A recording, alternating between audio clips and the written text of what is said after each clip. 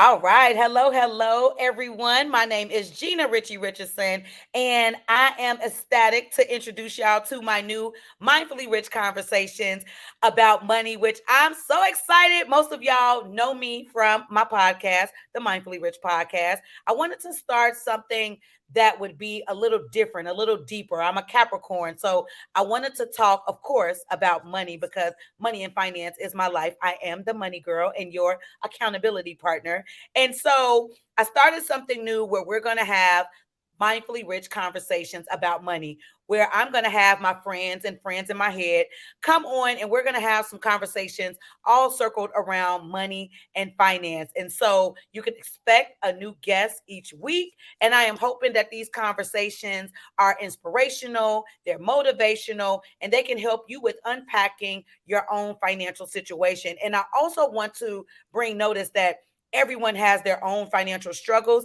And I want to talk about how we went through those struggles together and different advices that people have received along the way to help them with their money and finance and just all around, just good conversation. Okay. And today, you can see my guest who is here with me. I have my friend Rico Beans, who is here. Rico, hello, and thank you once again. Hello. Yes, thank you so much for being here on the Mindfully Rich conversations about money. And so, Rico, first, before we start getting into our conversation, if you could just let everybody know just a few details about yourself, who you are, just let them know some details about you. Okay. Hey, I'm just a guy from just outside of Memphis, Tennessee. I am a investor. I'm an entrepreneur. I'm a new author, and I'm a money enthusiast. I like to call myself a poverty escape artist because Oh, I grew up in poverty, and writing I've that been down. I've been Poverty escape spending the artist. rest. I've been spending my life just escaping it and trying to help others do the same. I like that. Escape artist. And then also you said money enthusiast.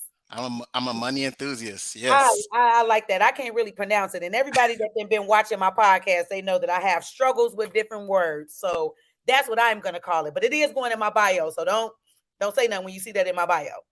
All good. All good.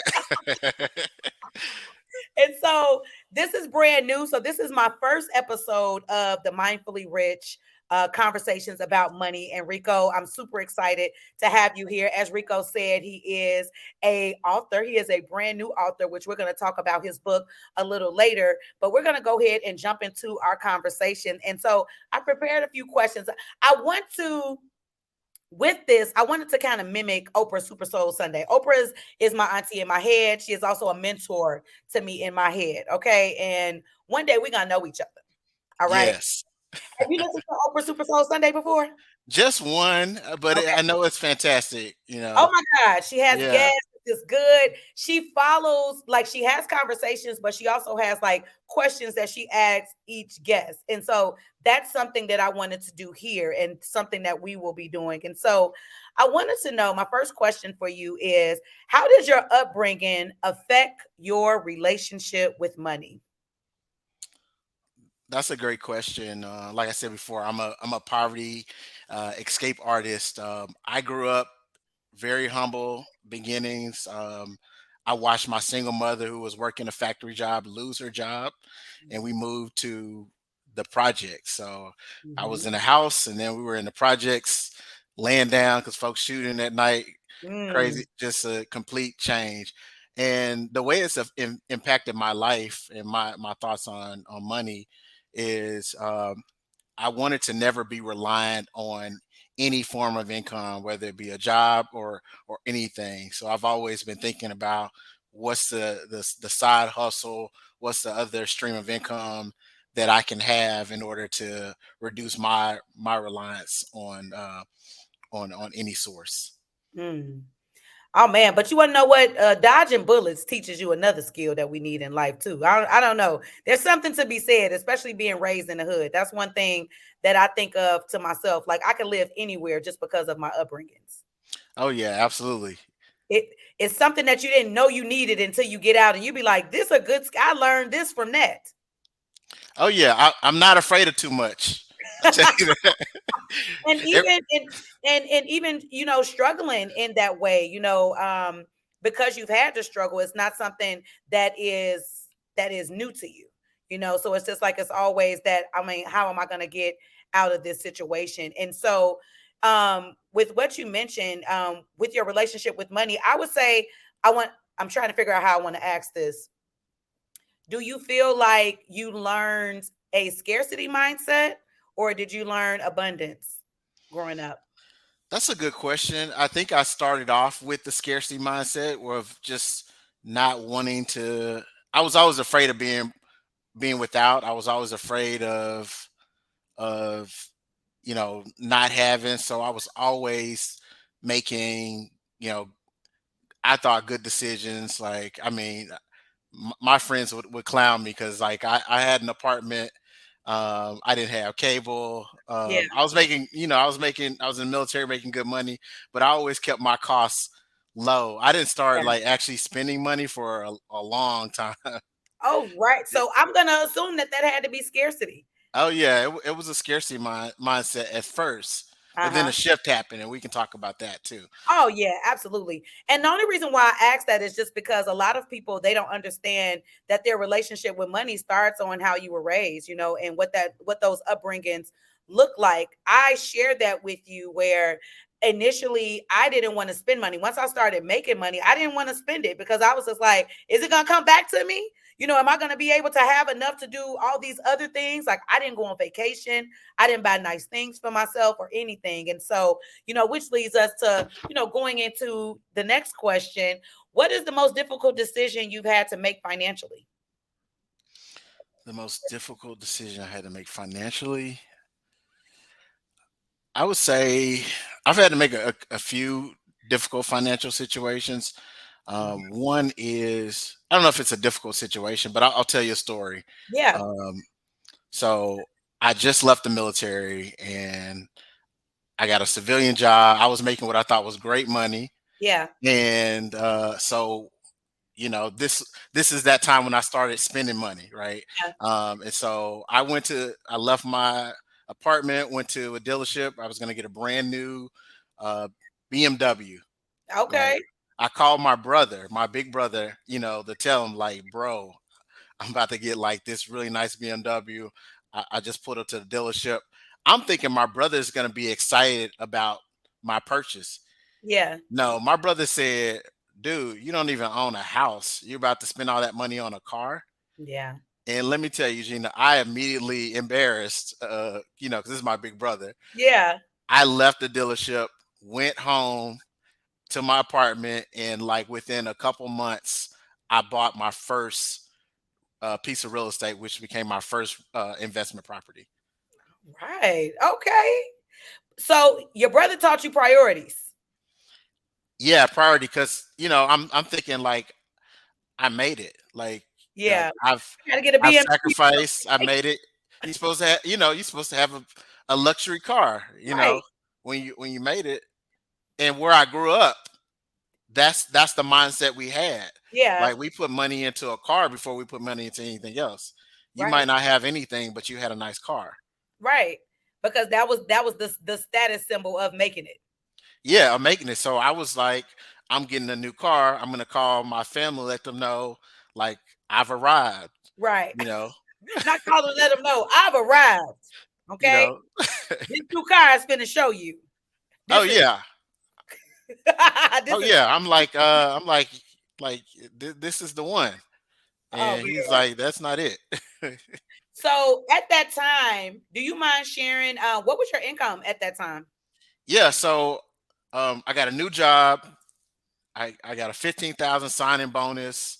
I Okay. was making $70,000 a year base salary, living in Okay. South Carolina. What year is Um, this? And 70,000 is a lot in South Carolina. $7,000 is a lot in South Carolina, especially in 2008. No shade to South Carolina. I'm just saying. You That's got a people. lot of money in 2008. I It remember when I sure went, is. and this how I knew I made it, because when I went uh to my new apartment, Yeah. uh the leasing agent looked at my salary. She said, You a single black man making $70,000 in Columbia, South Carolina? That's why I was just like, for the listeners, I want everybody to really be able to like picture this, because I had a job in 2015 making 38.5 in 2015 in California. So that's the reason why I'm just kind of like, all right, set the stage. I want everybody to know where you was living at and what that salary was, because that's a lot of money at that time. Oh yeah, and it was like, I mean, I'd never seen that amount of money. I didn't have too many family members that had seen that kind of income Yeah. on top of a pension and other benefits. So, this was life changing to me. Oh, absolutely. Now I see why you was going to go get a BMW. Oh yeah, I was like, I'm going to the dealership. Like, Yeah, we've arrived. you. The lady at the place, she shocked. I didn't made it. I got to go get a BMW now at this point. That's hilarious. So moving on from that, what was your biggest struggle in your finances, and how did you recover from it? So this is an interesting thing. So I started measuring like my finances in pretty good detail, probably 2019, Mm-hmm. and I was making great money. I mean, like really great money. Yeah. Um, so I did this calculation called net worth, right? Okay. And so I looked at all of my assets, all of my debt, everything. And even though I was making over $200,000 a year, my net worth was negative. Rico, go back. Did you say over 200? Jesus. Yeah, I was making over 200,000 a year, and my net worth was negative. Because you're never taught to look at net worth, right? You're Yeah. just like, so I started looking at net worth and cash flow and all these different things, Yeah. and I decided that I was going to change that. Yeah. Um, and as I did the research and start seeing like, that people that look like me were also dealing with this, I Yeah. thought, let me try something out. Let me try an experiment for myself, and I'm going to see if I can change my net worth from negative Mm-hmm. and turn it to positive. And I've been able to do that. Yeah. So when you were looking at that, so it's like because first of all, a lot of people would say, dang, $200,000 is a lot of money. Okay. I've never seen that. But Lord, from my mouth, Enrico's mouth to your ears, that's gonna be my story. Okay. But when you were looking at that, what was going on? Like if you could just kind of explain, because I want to make sure that like we go deeper, just because we would all see this and just say, you're making over $200,000, that must be good. But you saw that there was something that was wrong, because in looking at your total net worth, meaning there must be something on the side of liabilities that is making your net worth be negative. So if you could, if you don't mind, and Yeah. you want to stop, but it's just like I want to make sure that people are able to see, relate, and then also understand what that looks like, especially so somebody else can feel seen, that somebody else may be going through the same thing. So what does Yeah. it look like? Yeah. And I'll say, different income means different things in different places. Yeah. So, I'm living in the Bay Area, which is still good income anywhere, but it's not as good income in the Bay Area as it would be, say, in South Carolina. Oh, Uh, absolutely. you know, but I had student loan debt. I had I had medical bills, Yeah. different things. So I'm like, and then just my circle. Like I Yeah. started being connected to people who are really focused on freedom Yeah. and sort of escaping the rat race. And Okay. so being in these circles with other people who were having these conversations, I started, really looking at my financial picture, my financial situation. Yeah. And that caused me to say, okay, um, I'm doing well, but I could do better. Okay. And it doesn't matter how much money you're making. It's Yeah. about like how much money you're keeping, how you're managing it, and what you're Oh, doing please. with it. Oh, say that again. I have to tell people that all the time. As a financial educator, people always think, oh, that figure that I see on my salary, that's how much money I'm making. Oh no, that's not how much money you're making. So you got that gross amount, then you have the net amount that you really make. But it's not about how much money you make, it's about how much money you're able to keep. Yeah, absolutely. And you got to be a steward of your income, and so you got to know your financial picture. So that's what I was doing. I was looking at it, and I was like, wait, this is not looking like I'm thinking it's supposed to be looking. Yeah. Yeah. I totally get that. You mentioned student loans just because student loans, especially for us as millennials, like it's just a dreaded word. It's like it's basically a cuss word now when you say student loans.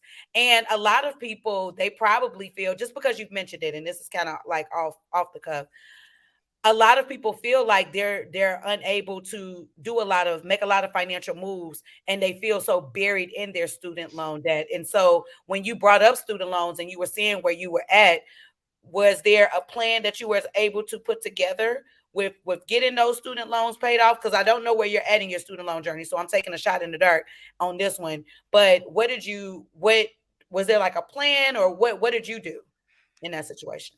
Yeah, I mean, I looked at my overall financial picture. Student loans was part of it. Like I had undergrad student loans, I had graduate student loan. So I was like, okay, I'm gonna definitely pay off my undergraduate student loans. Mm-hmm. Um, but yeah, I had a plan of things I was gonna tackle, Okay. and so it was both reducing expenses, Mm-hmm. and then that's the other thing. Like I talk about multiple streams of income, Right, and so right. that became my plan too. It's like, okay, I'm gonna reduce costs, Mhm. but I'm a business guy, so I'm always thinking about things from the lens of a CEO. And Right. as a CEO, you're not it's not just about reducing costs. It's like, how can I increase the amount of income that I have in order to pay off this Absolutely. debt. So that Absolutely. was the plan. And that's good. And I want everybody to hear that because even with you making all of the money that you were making, you were still trying to figure out what are other ways that I can make more so that I can get these things paid off. Yeah, because this is a thing that happens. I call it the entrance fee that you have to pay to get to some of the higher paying jobs and careers. And Yeah. so to get into the career I was in, now I'm in mergers and acquisitions, so buying companies, Hmm. um, in finance. So I had to go to a really good school in order Yeah. um, to get in the club, so to speak. Yeah. So Pay to play. I had to pay to play, right? And it cost me. And I wasn't like some of my classmates. I didn't come from an elite family. I didn't come A silver from spoon where, nepotism was going to just be a part of their, thing.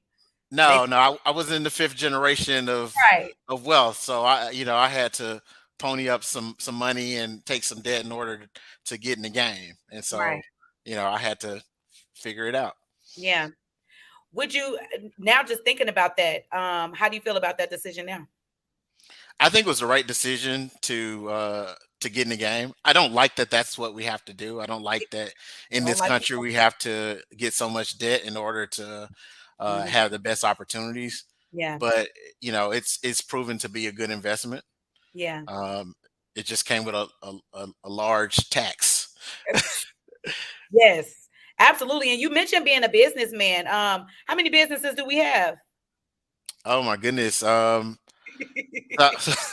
I've started a couple. I started a snack and activity box company. Uh-huh. I got into coloring books and activity books, so I have those on Amazon. That is passive income for me. Yes. And then um, real estate. Real estate has been good for me, so I've been investing in real estate. Um, a little bit of multifamily, single family, Okay. and then international. So I got into an international deal in Mexico with a Okay. couple other brothers and sisters. So you know, Yeah. black folks Come investing on. in property, international property, and that's been going well. Look at that. So That's amazing. I believe in cooperative economics. If that. if there's nothing else that I would tell people is find like-minded people, pool your Absolutely. resources, Hmm. and figure out what you can do. And that's what we did. We bought property in Mexico, rental property, and it's making income for us. So it's been a Good blessing. deal. Good deal.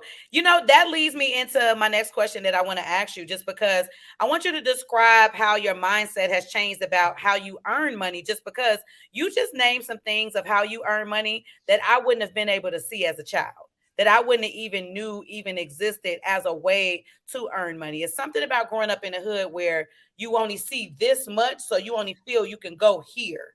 Right. But all of the things that you just mentioned were like way up there, sky's the limit type talk, on some biggie stuff. So how has your mindset changed about, since, being a child, and how you grew up to now? How has your mindset changed about how you earn money?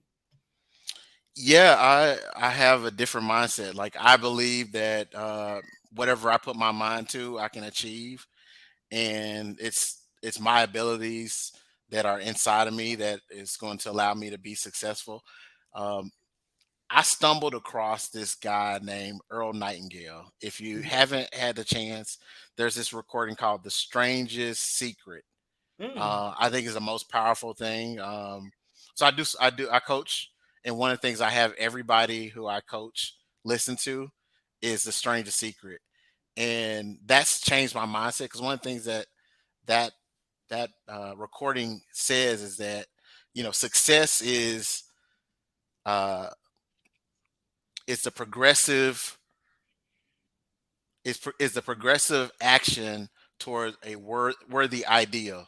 So okay.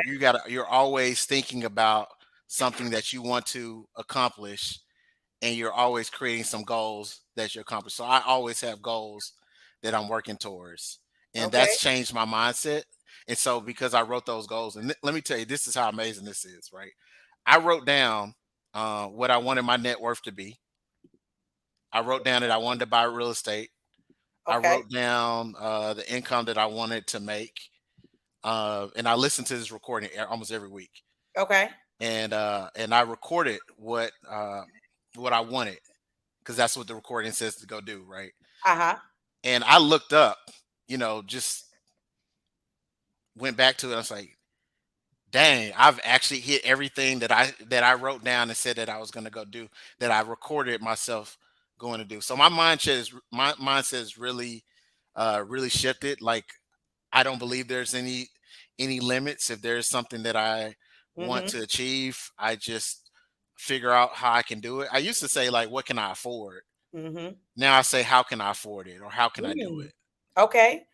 The So shifting words, shifting those words up. So almost like not tricking your mind, but it's just like digging down into that subconscious to like instead of saying I want to have, I have this, so just switching those words up a little bit for your subconscious. yeah, yeah, exactly. That's Hmm. exactly it.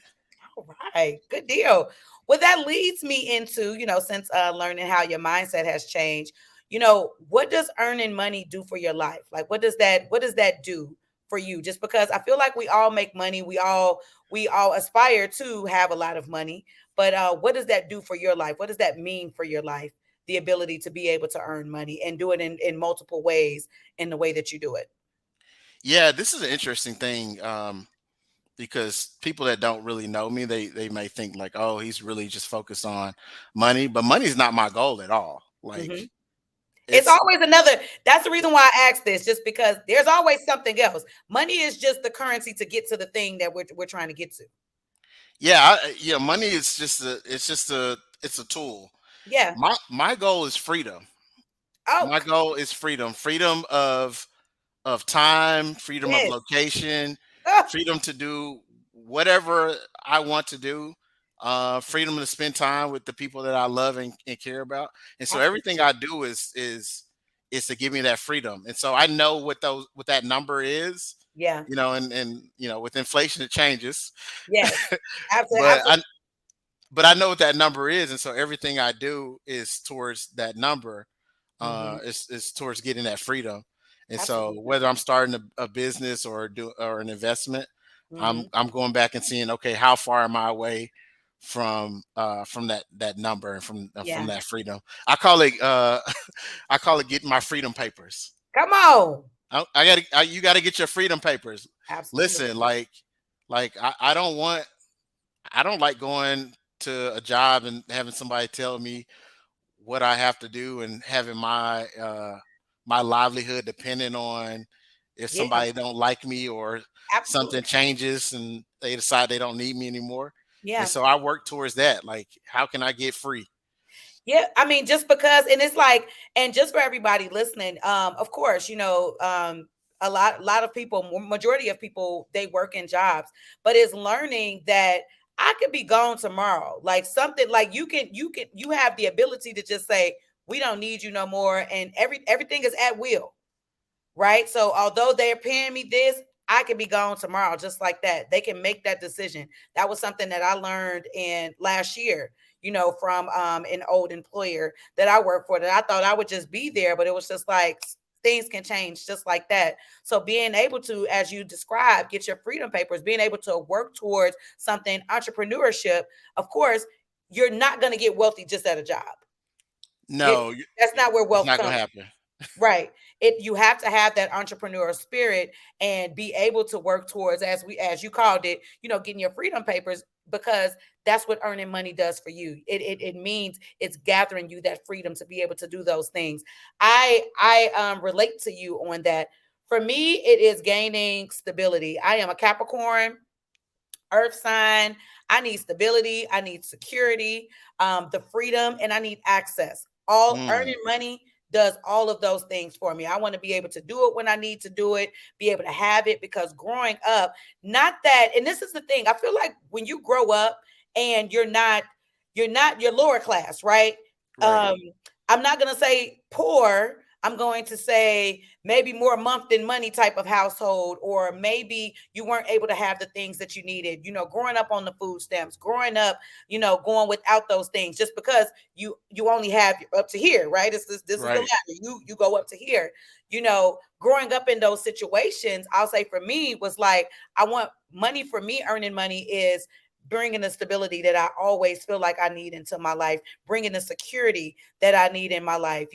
My children are getting older. I want to be able to provide for them and be able to pay for the things for them to do. And if they want to try this, I want, because everything costs money. Everything costs. Like I wish Facts. that I could pay people in hugs. I'm a great hugger. Okay. I am good at the hugs, but I can't pay with hugs.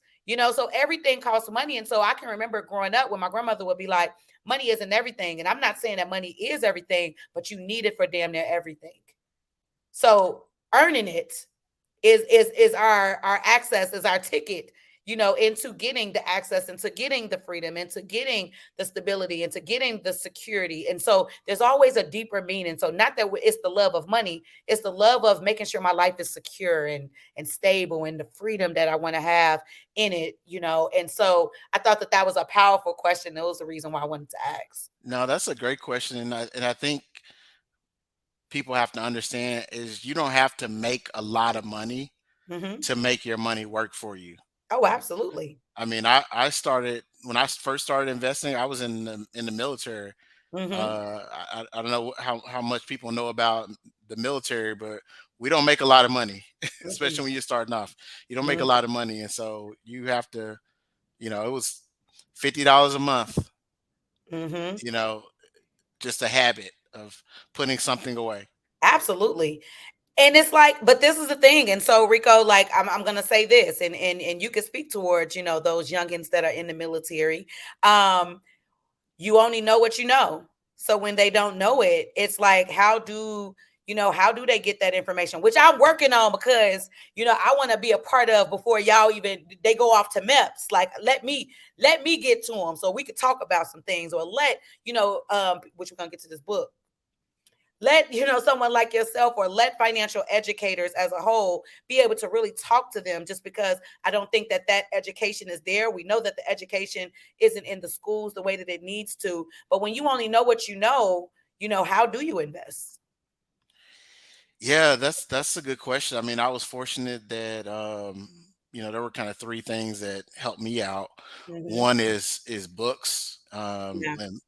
and I discovered a book that a lot of people discovered, Rich Dad Poor Dad, and then I Okay. found another book that was I can't remember the title exactly, but it was Black and Green, I think it was the name, but it was like what Black people need to know about money, and that was a great introduction into financial Okay. education, and then just being lucky to just meet people. I always tell people, find your circle, find good Hmm. people that know more than you. I met a senior master sergeant, a brother who was getting ready to retire, and we were deployed to Afghanistan. And he was like, I was on the computer investing. I was like, "What are you doing?" And Yeah. he's like, Lieutenant, you need to you need to learn about this. So he was showing me about like investing in the market, Yeah. and and I became more curious about that. So just meeting great people that are willing to teach you, but you gotta seek those people out and follow those Absolutely. people, find them. What you're doing, Gina. That type of financial education and the content that you're providing. I mean, Hmm. that's a start, right? Yeah. It is. And it's always, and that's why I say I'm always just like, there is way more out there. I just want to get the conversation started about money. I just want to get it on your mind. I just want to get you thinking about it, but there are so many other, resources in the world. And I'm glad that you said that, especially reading. Now, I'm not a visual reader. I am definitely an audible person, and I can listen to some stuff, but it's just like putting it in your mind just because, t- I don't know. Every day I'm learning. Time is slipping away from me. So things that Yeah. I wish I would have started investing, long, way back in the day when I was 18 and seeing where I could have been now, if I was investing a certain amount of money at those times. And I talk about that just because I want youngins to hear that and say, okay, she said she wished she would have did it. Let me start then. It must be something to that. Man, I wish I started when I was like 18 or 19. Me Whew. too. Me too. Just looking at where we could be. But you know what? Everything happens for a reason. I live under that principle. So it's like, we learn what we learn and we have these stories that we can give to others. So that way they know you don't have to wait. We waited, but you don't have to wait, because we didn't know. Now you know. And that's what I talk about in schools when I go and talk with especially seniors in high schools and college students, just letting them know what those lessons look like, things that I missed out on that I don't want them to miss out on. That's Yeah. awesome. All right. So, what is a financial gem that someone has offered you along, throughout your life that you keep with you and you use to this day? Mm. I will tell you one that sticks with me all the time is you're paid for your value, not your time. Hmm. And Okay. so you have to always be understanding your value and improving your value. Even if you don't have a single investment, but you're working a 9 to 5 job, invest in yourself to increase your skill set, your knowledge, so that you increase your value. Okay. I'm going to say in the money and finance world, is that something that you think people should use when it comes to like negotiate? I that sounds like a negotiation of pay type of tactic. Absolutely. You need to understand like, hey, if the requirements are this, but you have these skills above and Hmm. beyond that, you need to ask for money and always negotiate. Yeah. And knowing your value, because a lot of people, I don't feel like they know their value. When you said that, I don't feel like a lot of people know their value. And I can't say that I always knew mine. As much as I know about, money and finance, I didn't get really good at negotiating until probably about maybe 9 years ago. Oh yeah, I mean, as a hiring manager, I've often asked people, what do you want? And I'm surprised at how low people will go. And I'm like, Yeah. you can get more. Yeah. You can get more. You're worth more than that. Even Yeah. when I'm coaching people, and they're thinking like, oh, I think I can get this. I'm like, no, I think you can get more than that. Okay. Well, I think okay, you can get coach. more than that. So Yeah. since we're here, when we're talking about salary negotiations and you being a hiring manager, how much more? I mean, it's always good. First, you got to do your research. So you got to know your market value of the role itself, right? How much more do you tell people or your clients that they should ask for more, or like a percentage? Um, Generally, it's a negotiation. So generally, the first offer is always going to be bottom of the range, lower in the range. It may be even be in the middle of the range if it Mm-hmm. depending on the company, but there Yeah. it's never at the top of the range. So I mean, at least 10 to 15% more. You got at least 10 to 15% more Okay. that you can get. Um, Okay, so I feel like we're in alignment because that's what I normally say. Okay, this feels right. Okay. Question for you. So even for because somebody listening to this is just want to hear this. I just feel it in my being, that they want to hear this. Even if a role says it goes to this amount, say if they posted the beginning and end, do you think is there more wiggle room? What you think?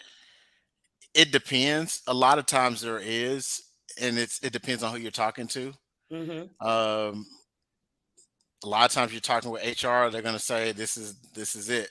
Yeah. But if that hiring manager really wants you Yeah. and you bring what they want to the table, they'll figure it out. And there's always other things. This is the thing, you have to be creative too. Like if the salary's a certain range and you feel like you want more, there's other Mm-hmm. things. Ask for a larger sign-on bonus. Ask for a lot of people don't even ask for a sign-on bonus.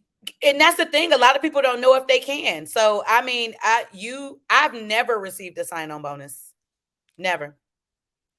Ask for one. You'd be surprised. You Never. say, "Hey, look, I'm looking for this. This is where I am." Yeah. And especially when you know they want you, hey, we're ready to make you an offer. They made you an offer. Mm-hmm. That's when you really can say, "Okay, this is what, I want," and ask for it. And if they can't come with that, ask for something else. Ask for if they offer stock, ask for stock. If they offer a sign-on bonus, ask for a sign-on bonus. If they're only giving you 3 weeks, ask for 4 weeks Okay. of Now vacation. that I know. I want all the vacation. Ask for something. Like I'm always asking for something. I never say, "Oh, this is good." I always think there's something on the table. No Yeah. one no one's giving you it's rare that people are giving you like everything that's on the table. Yeah. I guess it's like that Denzel, like they made it into a meme. He was like, I'm leaving here with something. Okay. Like even if it's a perfect offer, I'm leaving with something. Okay. I'm gonna throw something on the table that y'all gonna have to give me. Okay. Oh So yeah, I mean something. I ask for training, additional training. I talk about like, hey, well, I know you can't do it now, but can in a year, I let's get it in writing that in a year we can increase that income. yes, yes. Now, Rico, I'm realizing that I should have did this, and this is the first episode. So everybody, y'all bear with me. Yeah, Rico he's bearing with me with this first episode. I should have started off asking you about Rico Beans coaching. I did not ask this, and I apologize. Can you tell everybody a little bit about Rico Beans coaching and what it is that you do and how you bring value to your clients? Yeah, so there's really two arms of my coaching program. I the Let me go back. My goal is to help people make more income and to do better, and have that freedom.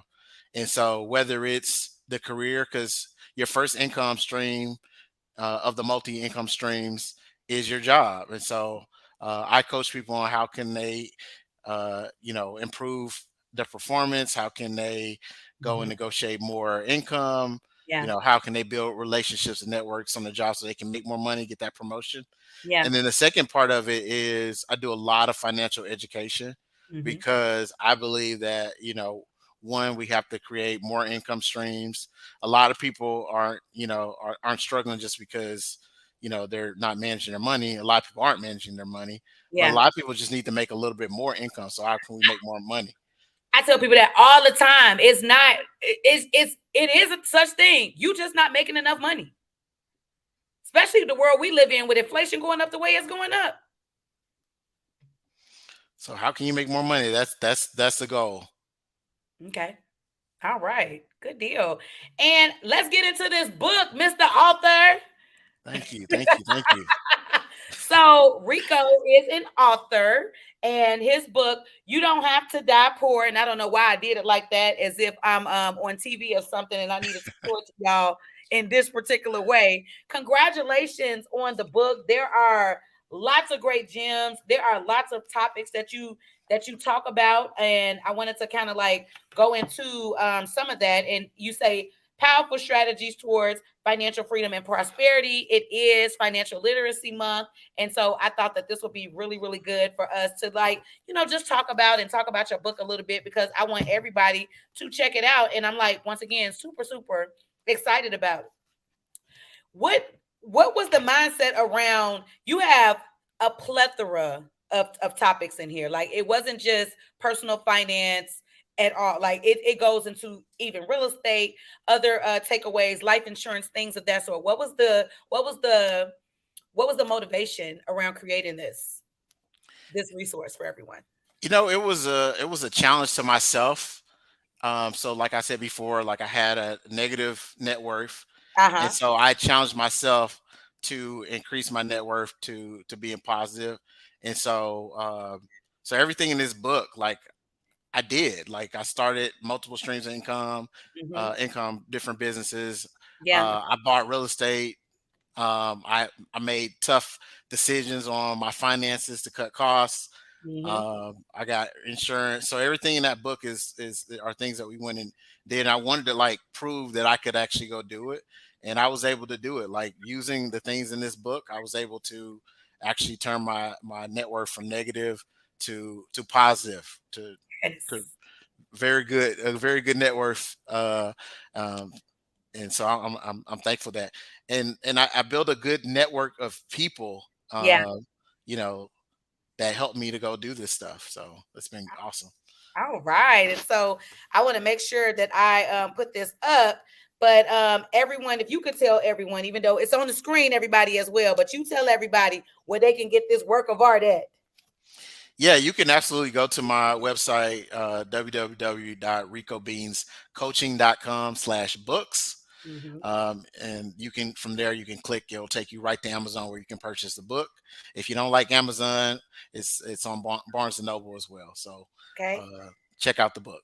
All right. And thank you for offering this to the world just because, of course, with us being financial people, we know that this is stuff that everyone needs to see. We just got to be creative in how we're going to get this in their hands. And so I'm hoping that, from everybody watching this and everyone getting a chance to hear your story and hear some of your takeaways, that they would also be interested in this book just because it really is a good resource. There's a lot of things in here, even that I'm going to use as a resource when I'm out here in these streets educating everyone so that way they can go and they can get the hard copy of the book. Yeah, get the book for you. Anybody that you think needs good information. I think everybody I'm needs not good even gonna say that information. they think everybody. Everybody needs good information on how to build wealth, how to get freedom and prosperity. And there's a Absolutely. lot of information in this book that is not easily found. Yes. Yes. So Absolutely. Absolutely. And that's the thing, right? There's so many people online talking about finances, wealth, money, all of the things, right? And you never know who do I go with? Like who do I listen to? What's noise and what's the information that I actually should be taking in? So I want to tell y'all this is actually this is information that you should be taking in just because I know that there's a lot of people that are like I'm trying things, I'm doing these things. I heard such and such podcast or I did this over here what they were talking about. So I really do want y'all to check out this book. You don't have to die poor because you don't. And this is a mindset thing. I love the name just because this absolutely is a mindset thing because when you grow up in this, you think that this is the only place that you could be. It's that ceiling mentality as we talked about earlier. yeah, absolutely. Yeah. Well, Rico, I know I didn't been taking a lot of your time. I am going to end our conversation just because I am, the chief mindfully rich officer of this whole mindfully rich brand. When you hear the word mindfully rich, what does that mean to you in your life? I think it means being using your mind first, Mm-hmm. um, changing your mindset towards abundance, Mm-hmm. and using that mindset in order to go after the riches that you want, deserve, and need. Yeah. Absolutely. Absolutely. And I want everybody to be mindfully rich in their lives. And so, Rico, I just want to say thank you so much. Thank you for being my first guest on Mindfully Rich Conversations about money. This is something new that I said that I wanted to try, do different things. And I am diversifying my content a bit. And I just appreciate you being here. I appreciate what it is that you're doing in the financial space and how you're helping people with progression, with gaining the freedom, gaining the stability, security, and all of the things that they need from their money. And so I just want to say thank you for that. Before you go and before we go, can you let everybody know where they can find you at on social? Absolutely. You can find me at Rico Beans Coaching on Okay. all platforms. All platforms. So whatever it is that they use, and they can just go ahead and just do at Rico Beans Coaching. I'm there. All right. Good deal. Well, Rico, before we leave, are there any last words that you would like to end with before we end our conversation? Yeah, I think the last thing I will tell anybody is that you are what you believe. Mm. So believe in yourself and go get it. You can create the lifestyle that you want. So take the steps today. Absolutely. Absolutely. Well, Rico, thank you once again. I truly do appreciate you for being here. Thank you for, when I was reaching out for guests, I knew Rico was going to be there, and Rico was my first to schedule, and I was super super excited about that. So thank you so much. Absolutely. Thank you. All right.